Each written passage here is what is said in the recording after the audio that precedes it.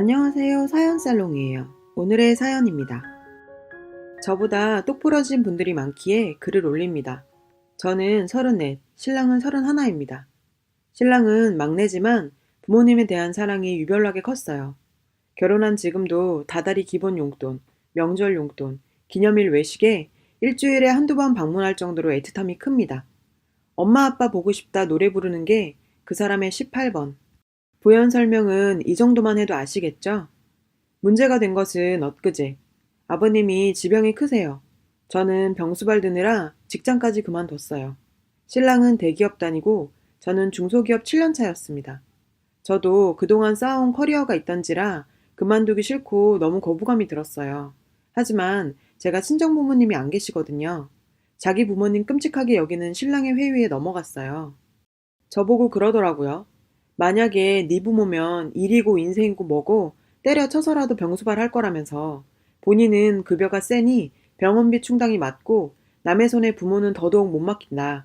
고로 너는 병수발 하는 게 당연하다 그러더라고요. 제가 지고 들어가 아버님 수발을 들기로 했어요. 어머님은 3년 전 중풍으로 쓰러지셨습니다. 이미 3년 전부터 회사 다니고 시댁 오가면서 어머님 병수발도 제가 들고 있었고 시아버지 쓰러지고는 아예 병원에서 병수발 든 거죠.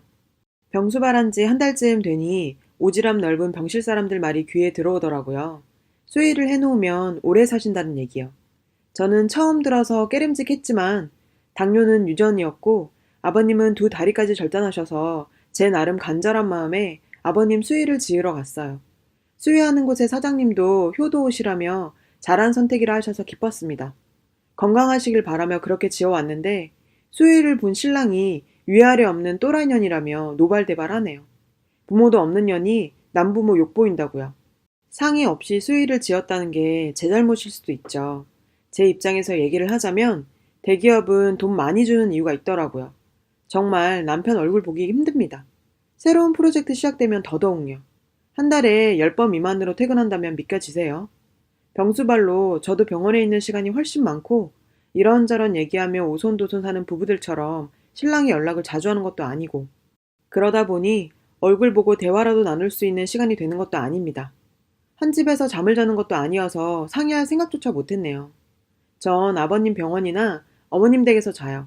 지금도 아버님 병원, 어머님 댁 계속 왕래 중이거든요. 남들은 독박 육아를 한다지만 전 독박 병수발을 해요. 당연하게 알아주는 이 없죠.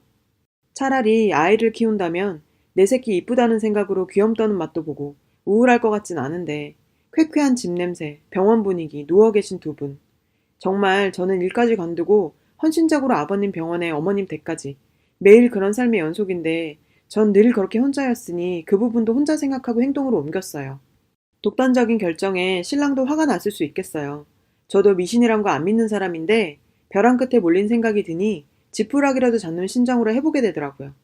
신랑은 막내지만 저희만 부모님께 이렇게 하는 이유는 형 하나는 시부모님 모시는 문제로 갈등 겪다가 이혼하셨고 둘째 형은 타지에서 일하시는 것 같은데 연락 잘 안 되고요. 가족이 제대로 된 가족이 아닌 아픈 곳이 있는 그런 가족이라 신랑이 부모님께 더 애틋한 마음이 큰가 봐요. 그 마음도 알기에 저 또한 얼른 쾌차하시라는 생각에 순수한 마음이었는데 그렇게 대놓고 욕먹을 만큼 잘못된 건지 평소 시부모님과 사이도 좋았고 직장까지 간두며 병수발한 저를 시부모 일찍 죽길 바라며 수의 지어온 여자로 보는 것 같아 정말 허무하더군요. 차라리 제가 그 수의를 입고 죽고 싶었습니다. 난 그동안 뭘 한 건지 생각이 들면서요. 애도 없으니 갈라서긴 쉽겠죠. 신랑이 바쁘기도 했고 바쁘다는 핑계 아래 소홀해지기도 했고 전 무료 간병인이 된 지 이미 오래됐습니다. 사랑이 뭔지도 모르겠고 무엇을 위해서 살고 있는지도 혼란스러웠죠. 물론 이런저런 거 생각하지 않고 병수발 시작한 건 아니지만 시작해서 내 나름대로 열심히 최선을 다하고 있다고 생각했는데 어느샌가부터 남편은 저를 무료 간병인이라고만 생각하는 느낌을 지울 수가 없었어요. 너 밥 먹었어? 몸은? 이 아닌? 아버지는? 어머니는? 부부간의 대화가 부모 위주로 항상 자기 부모 얘기로 끝났으니까요. 정신이나 몸이나 피곤한 저에겐 소홀했고 제가 시부모를 챙기는 모습에 남편은 아무런 고마움이 없었나 봅니다. 시부모를 잘 챙겨야 한다. 시부모가 네 부모다. 신랑과 살며 제 삶이 시부모랑 그 자체로 세뇌당한 것 같아요. 하지만 이번에 수의 짓고 또라이년 부모 욕보인다. 이 말 듣고 정신이 번쩍 들었어요. 신랑은 돈을 잘 번다는 이유만으로 모든 건 나에게 가혹했죠. 왜 그간 몰랐는지, 혹시 제가 알면서도 익숙하게 살아간 건 아닌지, 이젠 제 인생을 찾고 싶어졌습니다. 제 얘기 듣지도 않고 욕부터 하는 그런 인간과 살면서 인생을 허비하기에는 제 인생이 아깝다는 생각이 드네요. 그간 참아온 감정들이 터져버렸어요. 신랑과 통화를 하고 제 생각을 전달했습니다. 내 부모가 없으니까 네 부모 모시라고 날 선택한 것이란 확신도 들었다 얘기를 했고요. 예상외로 신랑은 아무 말 없이 정적만. 뭐 놀랐을 수도 있죠. 맨날 기면서 살다가 제 얘기를 했으니. 근데 이놈이 보낸 문자가 완전 가관입니다. 어디냐? 나 일찍 마쳤어. 아까 얘기 못 들은 걸로 해줄 테니 돌아와라. 너 아니면 우리 부모님 모셔줄 사람 없어. 그간 잘해왔잖아. 과연 내 부모야? 며느리로 또 딸로 몇 년간을 지내온 세월을 버린다고? 당신이 부모가 없어서 자식만 못 헤아리는 건 안타깝다. 이러네요. 정말 이제 헛웃음이 나옵니다. 난 진짜 시부모 무료 간병인이었구나. 다시 한번 확신이 들어 그렇게 무작정 짐을 싸서 나왔습니다. 더 이상 바보처럼 살지 않으려고요. 그랬더니 전화기에 불이 나지만 안 받았어요. 속 좀 타불하죠. 제가 받을 이유는 없죠. 그러고 또 문자가 왔어요. 자식으로서 부모를 버리고 나가? 너 또라이 맞구나? 이번 일은 없었던 일로 할 테니 그간 그래왔듯이 묵묵하게 아버지 곁 지키면서 수발 들어. 출근 시간 얼마 안 남았어. 몇 시간 병원에 있었더니 힘들긴 하네. 그래도 너처럼 네 인생 찾겠다는 생각은 안 드는걸? 넌 이제까지 우리 가족 아니었어?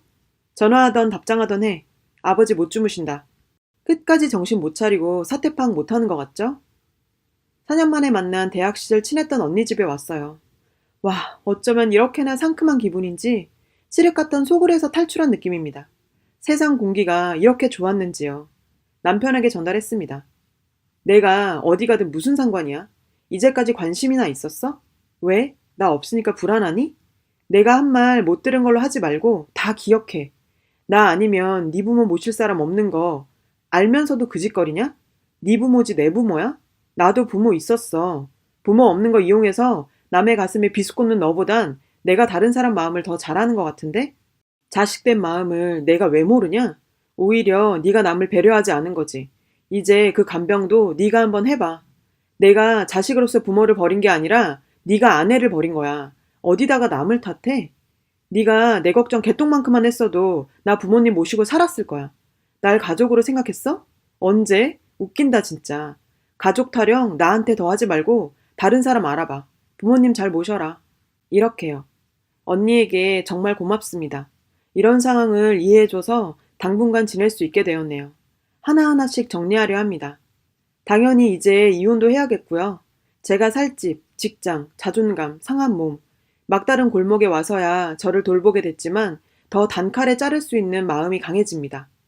오랜만에 찾은 여유에 지금 혼자 맥주도 먹고 또 이렇게 글도 쓰고요.